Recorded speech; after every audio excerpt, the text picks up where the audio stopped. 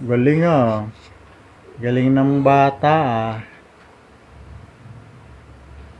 Hmm.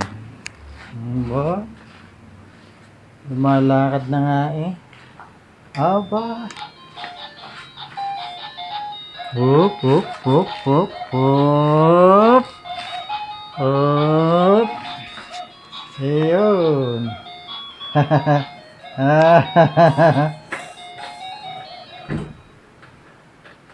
Aba. Aba. Naglalakad na nga ang paa. Oh. Humahakbang ka na ah. Ayos. Kaya lang tuloy yung laway. Pahitin natin laway. Ang totoy. Kahit laway. Okay.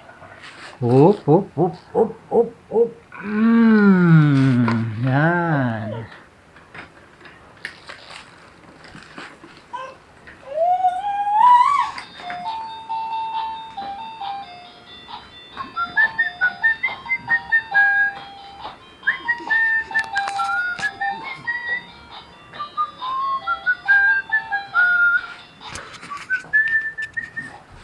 Tingin muna sa camera.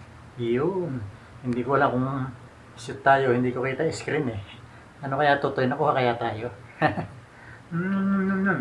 Hindi ko alam kung nakukuha tayo. Siguro.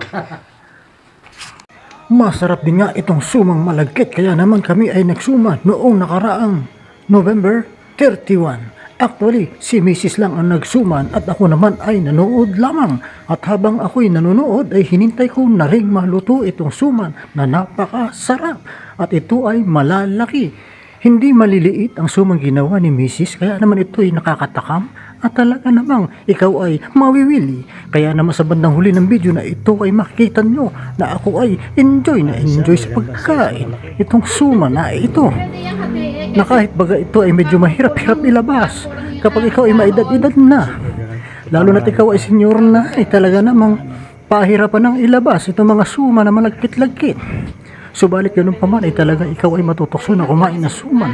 Lalo na't ikaw ay mayroong kaping barako o brewed coffee kung tawagin nga sa Ingles. Kaya naman ako ay talagang hindi napigilan na tikman itong sumang malagkit.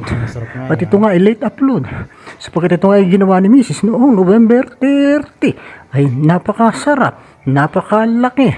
Yan ang suman. Ako'y hinihingal sa pagrarap sapagkat hindi naman talaga ako rapper at ako'y gusto ko lamang magkaroon ng background itong video na ito. Sapagkat ako ay napakarami ng copyright strikes kapag ginagamit ko ang music dito sa pang-edit. Kaya nga ako ay nagtataka bakit itong Filmora minsan ay nakaka-copyright kaya samantalang yung mga music na background ay naroon mismo sa Filmora na ito. Subalit pag ito in-upload ko na sa YouTube, ang sasabihin na YouTube ay copyright strike. Hindi naman talaga strike na strike. Kasi ang sabi ng YouTube ay hindi raw naman maaapektuhan ang YouTube channel. Ganun pa man ay hindi rin nakakatuwa na makita na may copyright comment kapag ikaw ay nag-upload ng YouTube. So iyan, tatapusin ko na itong aking pagrarap sapagkat maging ako ay nakukornihan din sa aking pinaggagawa. Yeah! Now what you hear is not the test. Naku, baka makapiright tayo. Yun nga pala English nga pala yan. Yun nga pala Rapper's Delight na naalala ko nung araw ay ginagamit ko pa sa pagtuturo sa high school. Ang rap na iyan upang ang aking mga estudyante ay matutong magsalita o ay magsalita ng English. Hindi lang matuto kundi masanay sa hingal. I mean, ako'y hinihingal. Ang hirap palang mag-rap.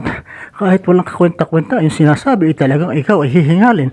Lalo pat ako'y narito sa itaas na ako'y palakad-lakad habang nagra-rap. Sapagkat hindi masarap mag-rap kapag ikaw ay nakaupo lang o nakatigil sa isang pwesto. Para ikaw ay mag-enjoy sa pag-rap, dapat ikaw ay lumalakad-lakad